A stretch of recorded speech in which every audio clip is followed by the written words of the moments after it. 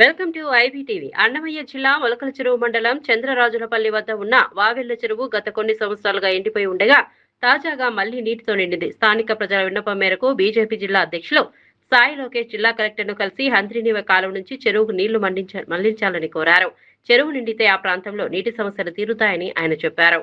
ఈ రోజు ఈ కూటమి ప్రభుత్వం వచ్చిన తర్వాత దాదాపు 50 టీఎంసీ నీళ్లు ఈ కాలువ ద్వారా తీసుకువెళ్తూ కింద కుప్పం దానికి వరకు కూడా కుప్పం బ్రాంచ్ కెనాల్ కూడా నీళ్లు తీసుకువెళ్తూ ఈ ప్రాంతంలో ఉన్న ప్రతి చెరువు అంతా కూడా నింపి ఈ ప్రాంత వాసులకి అందరు కూడా తాగునీటికి ఇంకా సాగునీటికి ఎటువంటి సమస్య ఉండకుండా, అదే కాకుండా ఈ ప్రాంతంలో ఉన్న భూగర్భ జలాలు కూడా దాదాపు 4.7 మీటర్స్ ఎప్పుడూ లేని విధంగా మనము పెరగటం చూస్తాం. అది కూడా దానికి మీరు అందరూ కూడా గమనించాల్సిన విషయం ఏదైతే ఉన్నదో, ఖచ్చితంగా మన ఎన్డీఏ కూటమి ప్రభుత్వం ఏదైతే ఉన్నదో ఈరోజు రాష్ట్రంలో రైతుల పక్షపాతి అనేసి చెప్పడానికి మనకి ఎంత మాత్రము కూడా మనకు సంకోచం లేదు.